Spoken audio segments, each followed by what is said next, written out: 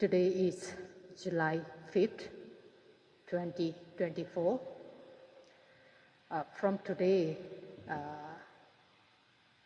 I plan to discuss mainly on the method of this practice that we are doing here, which is based on Mahasatipatthana Sutta,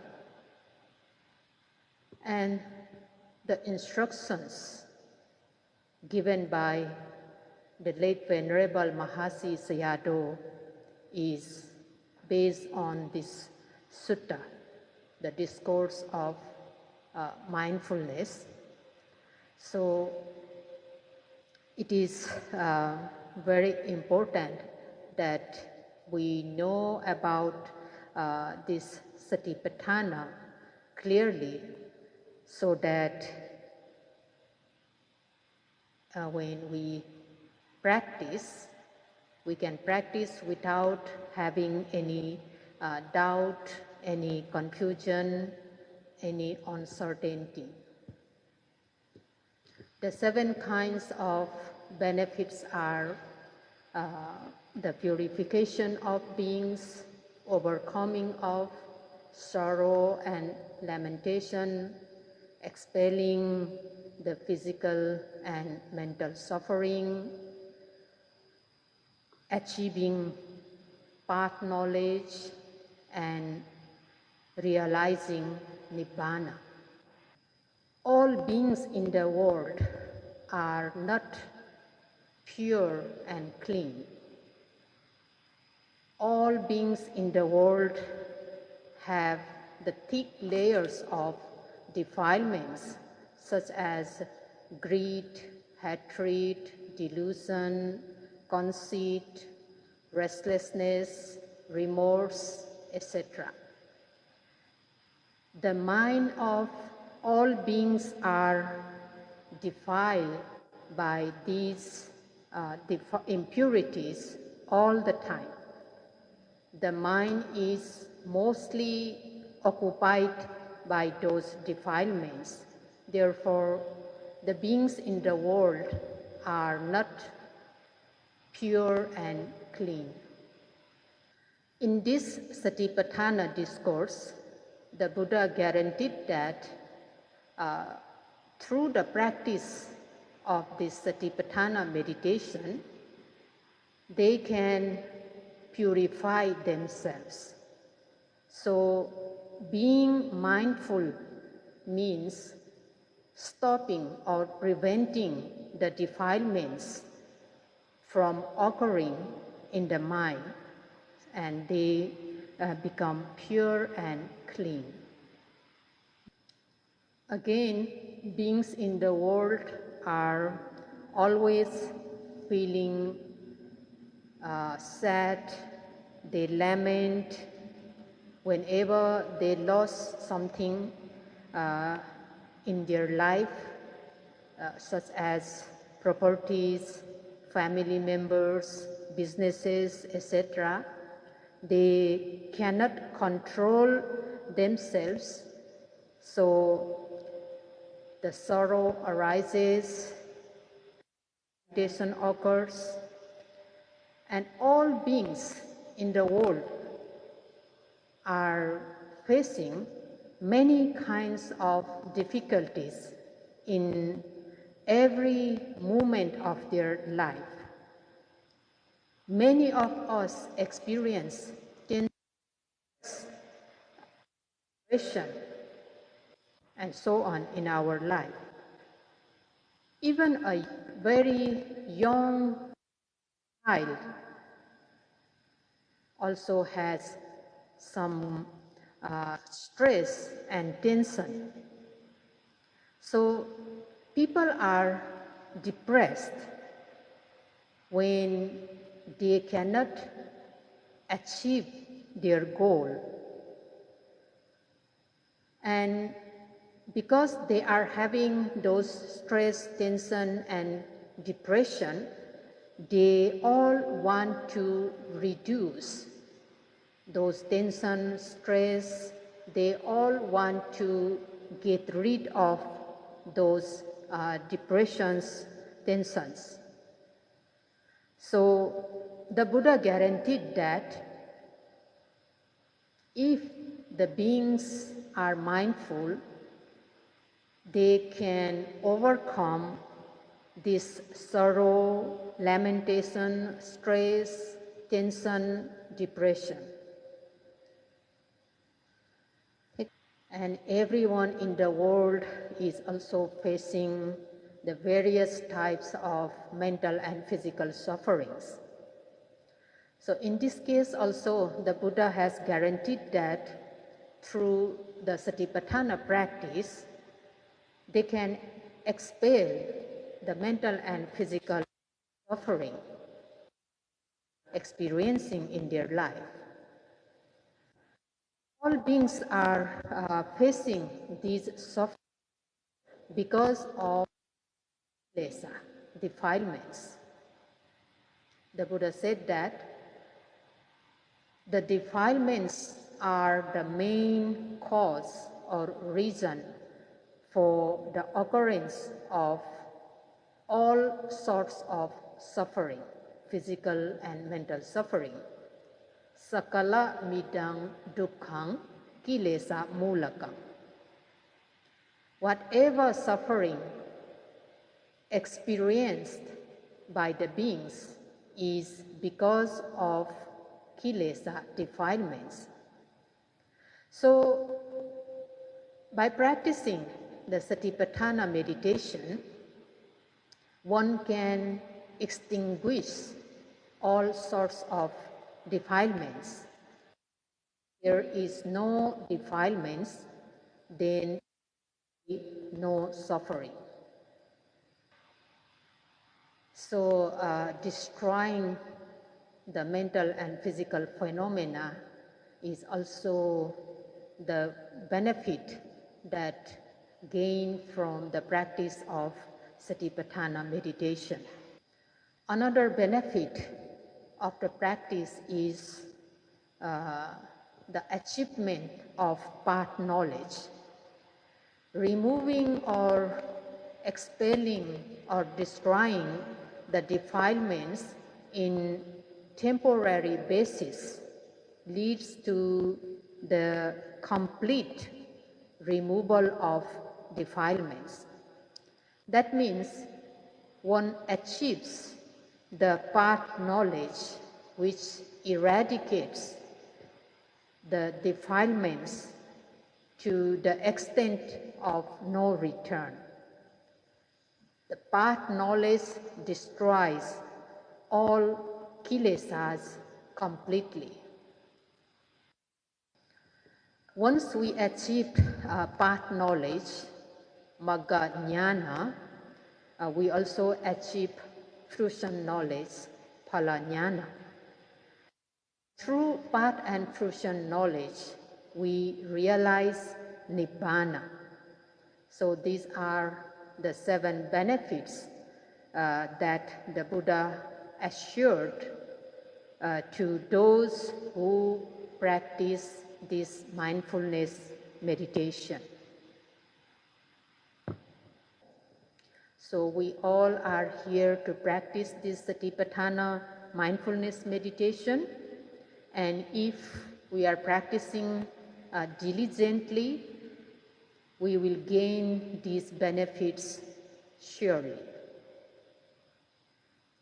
So in order to gain the benefits that the Buddha mentioned in the Satipatthana discourse, we need to cultivate or develop the mindfulness, the strong mindfulness. So now here, the question is, how much the mindfulness should we cultivate and develop?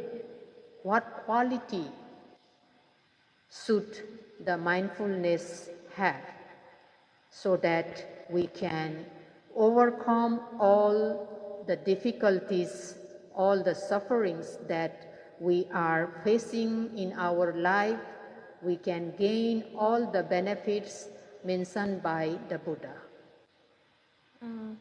In the Satipatthana Sutta, the Buddha explained that Satipatthana is the only way to gain the 7 kinds of benefits.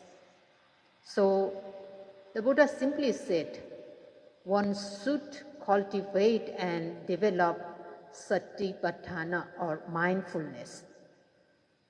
Here, the Buddha used the word Satipatthana, not only the Sati. And understand what is Satipatthana. And Satipatthana, it is translated as mindfulness. But Satipatthana, it is the compound of 2 words, Sati and Patthana. So Satipatthana, although we translate it as mindfulness, this is not an ordinary mindfulness. In fact, it is an extraordinary mindfulness. In Satipatthana, the Pali word sati, it derives from the root sara, which has the meaning of remembering. But remembering here, it is not just remembering of this and that, but it is the awareness or attentiveness of mental and physical phenomena within us. So here sati is the awareness of physical and mental phenomena occurring in that very moment, in that present moment, not in the past, not in the future. It is the awareness of the physical and mental phenomena arising in the present moment. So this mindfulness, the awareness or the attentiveness of the objects, physical and mental objects arising at the present moment is sati. And in Satipatthana, another word, patthana, it means the firmly established on the object of observation.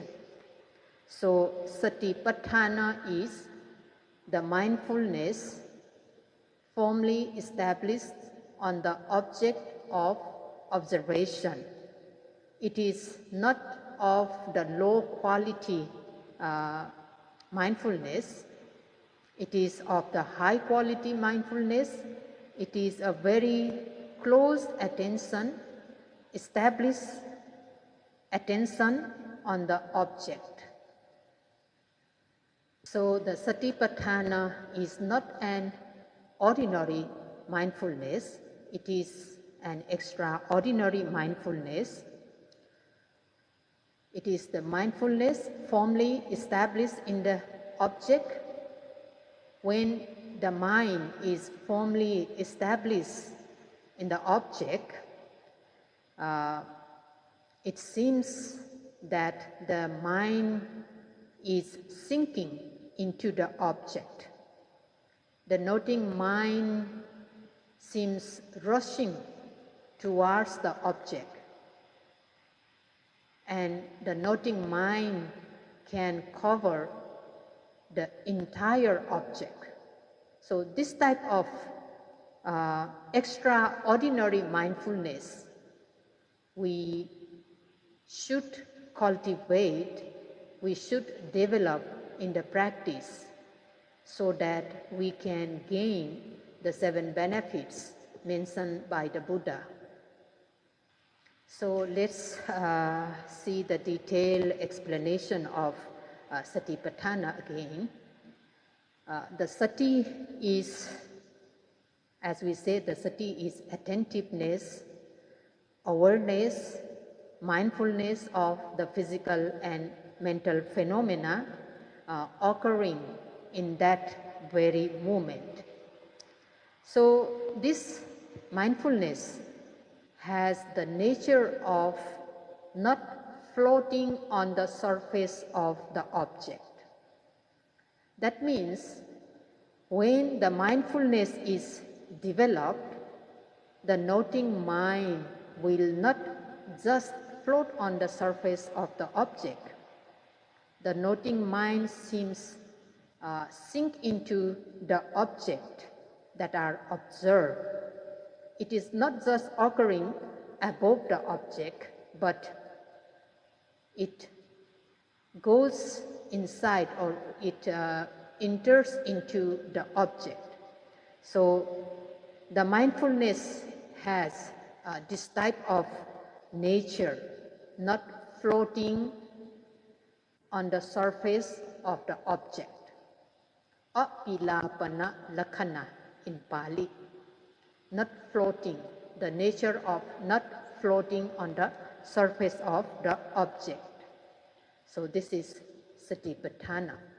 Understand this, the analogy is given in the text.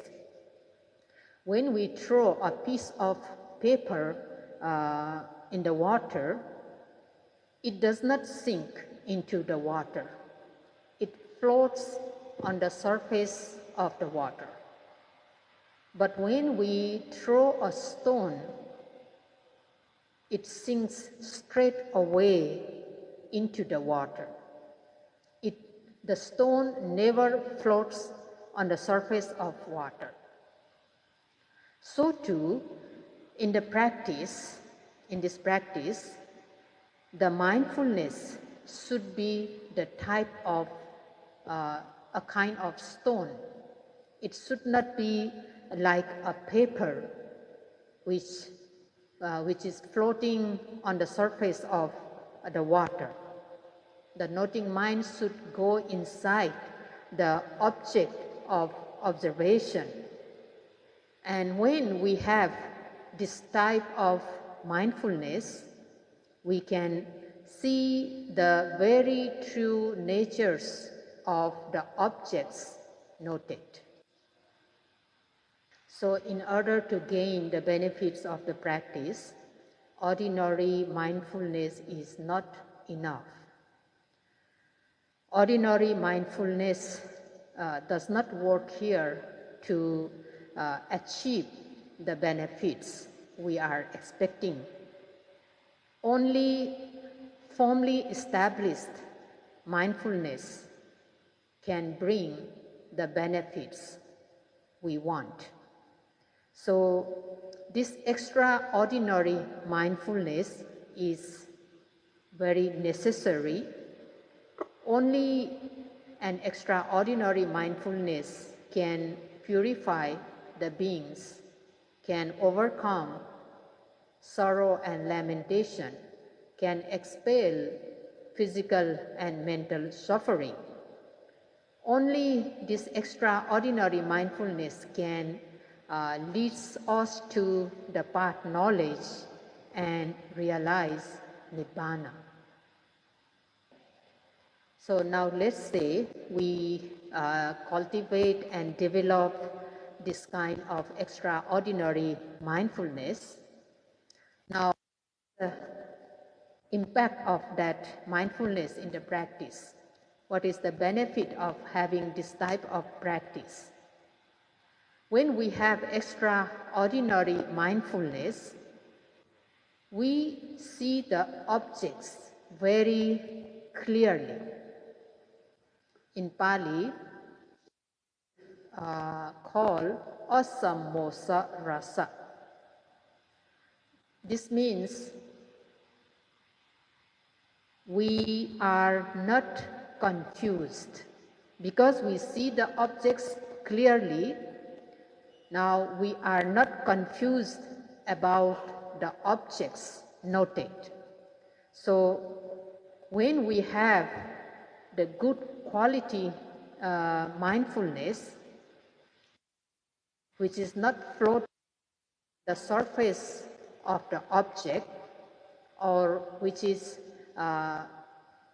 sinking inside the object, then we will not be confused about that object. We come to know the very true nature of that object clearly. If the mindfulness is not very good, sometimes we do not know what we are noting, what we are observing, what kind of object is that, what kind of nature that object has. We don't know that if we are not mindful. But when we gain the high quality mindfulness, we come to know the different natures of that object in detailed manner and in clear-cut manner. So here we are noting different kinds of objects in sitting meditation, in walking meditation, and in daily activities in order to know the very true nature of those objects. When we have a very deep mindfulness, we definitely come to know the very true natures of those objects as it is. Then we will not be confused. We will not have any doubt about the object. This is because of the power of deep, high-quality mindfulness. Another benefit or power of having the good quality mindfulness is that we will be protected from the unwanted dhammas. Here, unwanted dhammas means the defilements such as greed, hatred, delusion, conceit, and so on.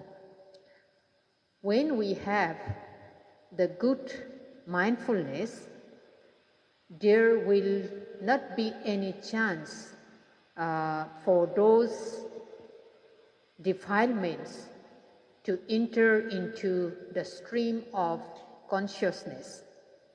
That means our noting mind or observing mind is protected from those defilements. The unwholesome mental states or defilements are like our enemies, torturing us all the time. So we are not secured. But when an extraordinary mindfulness is cultivated and developed, we feel very secured because this mindfulness will not allow the defilements to enter into our stream of consciousness. So this mindfulness is compared with the gatekeeper or a guard. Nowadays, every building they got security guard. And a security guard will not allow everyone to enter inside the building. He will check whether the person is good or bad, whether to allow that person or not to enter the building. And only if he finds this person is good, then he allowed. Otherwise, a security guard will not allow that person to enter the house or building. So too, the mindfulness It acts as a security guard. It does not allow the unwholesome mental states from entering into the stream of consciousness. It will stop them. It will only allow the wholesome dhammas, the wholesome mental states entering into our stream of consciousness. And in this way, we feel that we are protected, we are secured. And here, mindfulness, sati, actually it is the wholesome mental factor which always is associated with beautiful mind. And another power of that extraordinary mindfulness is it brings the noting mind and the object face to face. So this means whatever object we noted, we see those objects directly, exactly, and accurately as it is, because the noting mind and the object are very concurrent. When noting mind becomes face to face with the object, it will not lose the sight of the object that observe in that very moment. And it is like a footballer playing football. A footballer is very careful, very mindful, and very diligent. His attention is always on the football. He will not lose the sight of football. Wherever the football goes, he reaches out there. And thus, he can make a goal. So in the same way, when we develop this type of mindfulness, we experience that that the noting mind seems, we experience that we do not lose the sight of the object. The noting mind is following or noting the object continuously.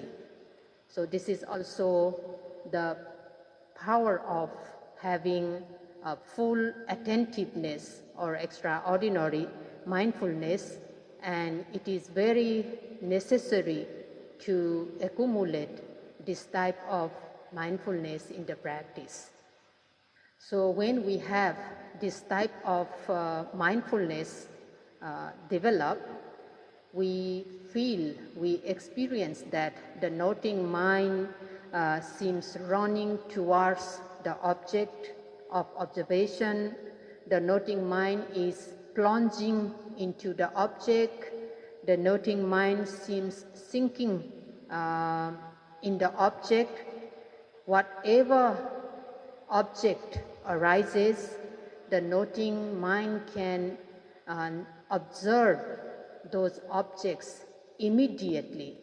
Means the noting mind is not late in noting the objects. If the noting mind is late in noting the objects, we will lose many objects. We will not be able to note the objects arising one after another. But on the other hand, if the noting mind is very attentive, alert, very active, then this mind can grab the every arising objects immediately, and we come to know about that object clearly. and this talk will be continued tomorrow.